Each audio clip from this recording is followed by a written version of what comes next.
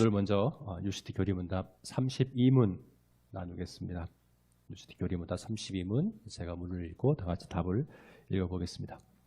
칭의와 성화는 무엇입니까? 칭의는 우리가 하나님 앞에서 의롭다 칭해지는 뜻입니다. 성화는 우리가 점차 의롭게 된다는 뜻입니다. 네. 오늘은 우리 지은이, 우리 어린이 친구 중에서는 지은이 혼자 있네요. 하람이도 뒤에 있긴 한데요. 네. 또 우리 방송으로 이 시간 예배하고 있는 친구들도 많이 있을 거라고 생각합니다. 목사님이 30문, 지난 30문의 우리 앞으로 35문까지의 그 내용을 전체적으로 30문을 자세히 살펴보는 거라고 했기 때문에 30문이 굉장히 중요합니다. 오늘 32문을 우리가 볼 텐데, 그래서 먼저 이 32문의 내용을 생각하기 전에 30문을 다시 한번 우리 기억해 보고 봤으면 좋겠습니다. 30문이 무엇이었을까요? 30문에서는 질문이 예수 그리스도를 믿는 믿음이란 무엇입니까? 하는 것이었습니다. 여기에 대한 대답이 뭡니까? 세 가지 믿음에 대해서 이야기했는데요. 첫 번째는 인정하는 것, 두 번째는 받아들이는 것, 세 번째는 의지하는 것. 네, 믿음은 인정하는 믿음, 받아들이는 믿음, 의지하는 믿음이 있습니다. 이렇게 대답을 했습니다. 이것을 하나씩 자세히 이제 35문까지 볼 거예요. 우리 지난주에 봤던 31문은 이 세 가지 믿음 중에서 인정하는 믿음에 대한 것이었습니다. 인정하는 믿음은 뭡니까? 성경의 내용이 사실이라는 것을 인정하는 거예요. 그래서 지난주에는 사도신경에 대해서 우리가 봤습니다. 사도신경은 성경을 요약한 것이거든요. 그래서 사도신경을 우리가 예배에 고백하는 것은 성경의 내용이 사실임을 인정합니다 라고 고백하는 것이에요. 그래서 우리가 첫 번째 봤던 믿음은 인정하는 믿음이었습니다. 이제 두 가지가 남았죠? 뭡니까? 받아들이는 믿음과 의지하는 믿음입니다. 앞으로 이제 오늘 32문, 다음 주에 33문에서는 받아들이는 믿음에 대해서, 34문에서는 의지하는 믿음에 대해서 이렇게 볼 건데, 오늘 32문은 그 전에 받아들이는 믿음과 의지하는 믿음을 둘을 함께 놓고 비교하면서 보고 있어요.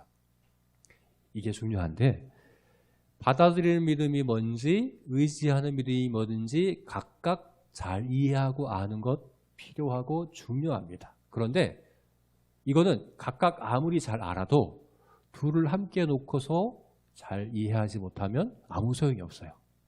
받아들이는 믿음과 의지하는 믿음은 함께 놓고 이해를 할 수 있어야 돼요. 특별히 이 순서, 어떤 게 먼저인지 잘 이해하는 게 너무나도 중요해요. 그래서 오늘 32문에서는 이 둘을 함께 놓고 보고 있습니다. 받아들이는 믿음과 의지하는 믿음, 이 둘을 함께 놓고 보고 있어요. 그런데 아주 어려운 용어가 오늘 32문에 나오죠. 아주 어려운 말인데 우리가 잘 쓰지 않는 말이에요.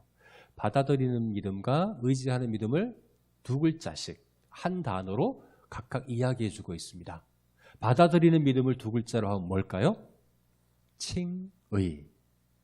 의지하는 믿음을 두 글자로 하면 뭘까요? 성화라고 하는 거죠. 칭의, 성화. 이것이 바로 받아들이는 믿음과 의지하는 믿음입니다. 이 둘의 관계를 잘 이해해야 되고 이 둘 중에 어떤 게 먼저인지를 잘 알아야 합니다.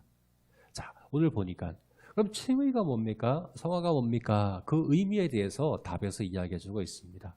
칭의는 그 뜻이 뭐라고요? 우리가 하나님 앞에서 의롭다 칭해지는 것이에요. 칭해졌다는 뜻이에요. 그래서 칭의, 한자어거든요. 의롭다고 칭해졌다. 그래서 칭의, 하나님 앞에서 우리가 의롭다고 칭해졌다. 이게 받아들이는 믿음이에요. 성화는 뭡니까? 우리가 점차 의롭게 되는 것. 우리가 점차 의롭게 되는 것. 그러면 잘 보세요. 칭의, 성화 둘 다 아주 공통되는 게 한 가지가 있어요. 그죠? 칭의에도 그리고 성화에도 관계되는 아주 중요한 게 한 가지가 있어요. 뭡니까? 의로움이에요. 의로움. 칭의는 의롭다고 칭해지는 것. 성화는 의롭게 되는 것. 의로움이라는 공통점이 있어요. 그런데 둘은 완전히 다른 면이 있어요. 둘의 아주 다른 면이 있어요. 그 둘의 차이점이 어느 부분에서 가장 큰 차이가 있느냐? 장소, 어디에서 일어나는가 하는 게 중요해요. 오늘 답을 보니까 칭의는 어디에서 일어날까요? 어디서? 하나님 앞에서. 이게 중요해요. 칭의는 하나님 앞에서. 그럼 성화는 어디에서 일어날까요? 우리가 라고 돼 있죠? 우리들 안에서, 우리들에게서 일어나요. 칭의는 어디서 일어나요? 하나님 앞에서 일어나요. 성화는 어디서 일어나요? 우리들에게서 일어나요. 요거를 목사님이 좀 더 쉽게 표현해 보면 이런 표현이에요. 칭의는 하나님이 변하시는 거예요. 성화는 내가 변하는 거예요. 칭의는 누가 변하는 거예요? 하나님이 변하시는 거예요. 성화는 내가 변하는 거예요. 목사님이 쉽게 표현하려고 한 거예요. 사실은 하나님은 절대 변하지 않으신 분이거든요. 하나님이 변하신다는 것은 하나님 자신이 변한다는 게 아니라 우리들을 칭하시는 게 변한다는 거예요.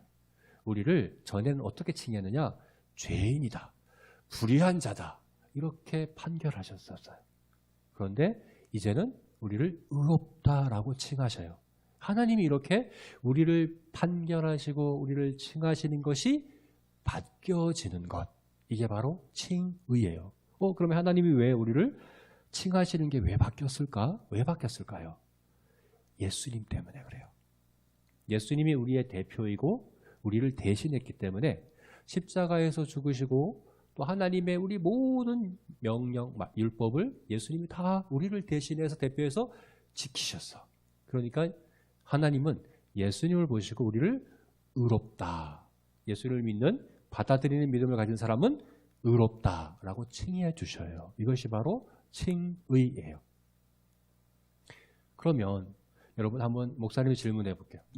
예수님이 십자가에 죽으셨어요. 예수님이 이 땅에서 하나님의 뜻대로 완전하게 사셨어요.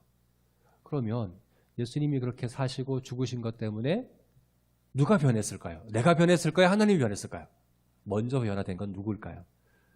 하나님이 변하셨어요. 하나님이 정말 변하셨다는 게 아니라 하나님이 우리를 바라보시는, 우리를 평가하시는, 우리를 칭하시는 것이 바뀌어졌어. 이걸 이해하는 게 굉장히 중요해요. 어떤 친구들은 예수님이 우리를 위해 죽으셨고 내가 그걸 믿는데 왜 나는 그대로예요? 왜 나는 변하지가 않아요? 나는 아무런 감정도 없고 아무런 감동도 없고 나는 변화된 게 없는 것 같아요. 나는 진짜 믿음이 아닌가 봐요.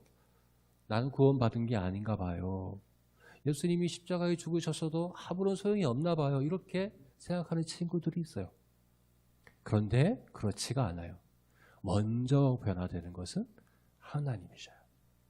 나는 변하지 않았어도 나를 바라보시는 하나님의 눈길, 나를 칭하시는 하나님의 판결은 완전히 달라졌어요. 예수님 때문에. 이전에는 우리가 죄인이고 우리는 의롭지 않았어요. 하나님 이제는 너는 나의 자녀야. 너는 나의 의로운 자야. 의로운 백성이야. 라고 이렇게 완전히 다르게 보셔요. 그러니까 우리에게 사랑을 베푸시고 은혜를 베푸셔요. 그럼 우리에게 어떤 일이 일어날까? 하나님이 우리를 사랑하시고 하나님이 우리에게 은혜를 주시면 어떤 일이 일어날까? 나도 변화되기 시작해요. 나도 점점 의롭게.